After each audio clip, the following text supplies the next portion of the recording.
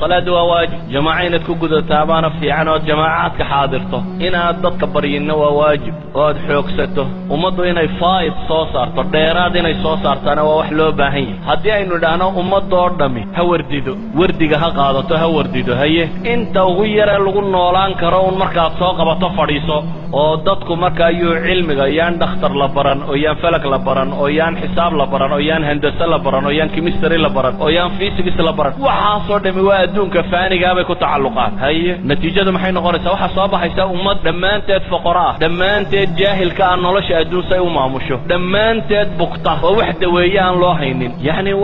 ضدك كدول نول باراسايت سبا صوابة حية ضد بشرية ذك لا كدول نول وحلوا بها هي وحويان وأعد لهم ما استطعتم من قوة ومن رباط الخيل ترهبون بها عدو الله وعدوكم بالليل وكيف تعد هذا جهل يبقى وضحيه كيف تعد هذا جهل يفقر وضحيه ساشي شوي دين تلي وحويان مركا نوعا هدي لو نولاده حنون كافافيو عيد ويسل له هلي ماي جهل كافافيو عيد نولش هورو مرسل له هلي ماي نولش دم با اسميسا مسلمين تي هوري waxay caanka ku ahaayeen ee dadkan sida qaldan u fahmay waa hal mas'ale bal mas'alada u dhigtaaga waxay ahaayeen wax soo saar dadka ugu badan waxay kala ahaayeen istihlaak dadka ugu yar labada mas'ale ma isla fahmi karaysa shaqo la qabto dad shaqeeyo aan aqoonin caajiska ee wax soo saara laakiin marka ay noqoto ku raaxaysigeeda waxay ahaayeen dadka ugu yar isagoo milyaneer ayuu haduu hilib yar oo shiilan cunayso dhan jiray arma kaniki aakhira ku idaariya idan ma yahayn wax la'aan ee waxa iyadoo gacantooda ku jirtaan ay qiimo badan u sameeyeen inaga laba mushkila meesha taala dad badiyay aakhiran ku socona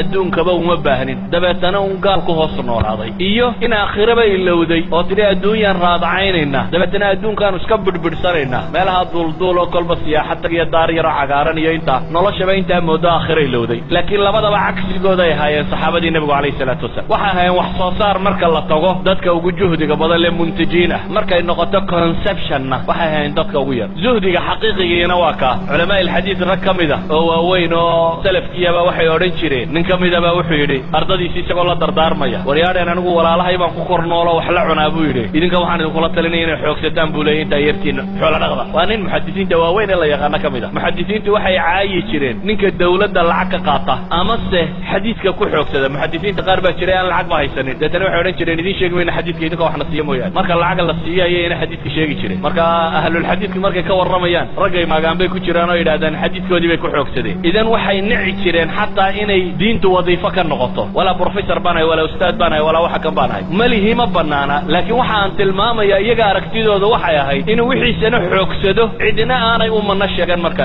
la dawlad wala shicib wala qofna aanu u manna sheegan isagoo gacantiisa wixiisa ku haysta inuu isagu wax sheego hadana isagoo inuu dadka u manna sheegto cilmigiisa waa aakhira iyo ajar ku helo muuminka xaqqa ah marka waxa weeyaan waa adduunka ka intaajkiisa iyo wax soo saarkiisa uu ugu sareeyo istihlaagiisa iyo qooqiisuna uu ugu yar yahay oo hadaa si loo oranayo xoolaha badan la shaqeynaya islaamkiisa iyo diintiisa iyo dadnimadiisa ku horumarinaya masaajidaynu maanta raadacaynayna waxaynu dhisayno laana waayo waxaynu soo saarayba waynu ama muntajiin bayna ahayn ama mustahlikiin bayna labadubana waa waxa fiicnay muntij noqo mustahlikina ha noqon wax soo saar waxna hay si aad nolosha u barbaariso oo horumariso westernkayn maanta joogna carruurteena islamic school baynu laana maxaynu ugu weynay ama waxbayna soo saarin oo caydaynu ugu filaatay ama wixaynu soo saaraynu liqnayo wala boobna labada goorba waa khasaare taaganima waxaynu u baahanay marka noloshu say u horumarto faa'id kan baa loo baahay ayleena nabigu kaleey salaatu wasalaam markuu Madiina yimay masaajidka dhisay saxaabadiisii wuxuu tusay inay suuqa galaan oo meelaha xoogsadaan suuqu nabigu u dirayay yaalaha yuhuud baa lahay yuhuudda la booba nolosha la xoogsada lala meeshu lahaa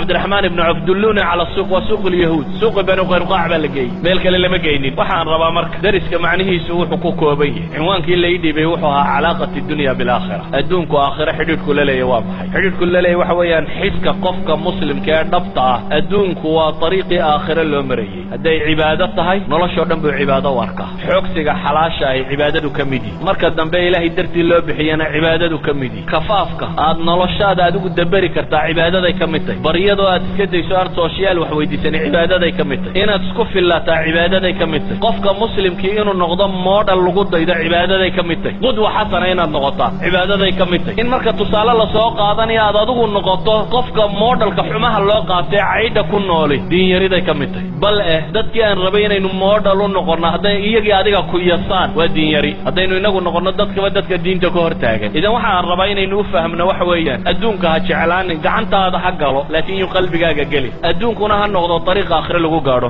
wallahu a'lamu billahi tawfiq. Assalamu alaykum.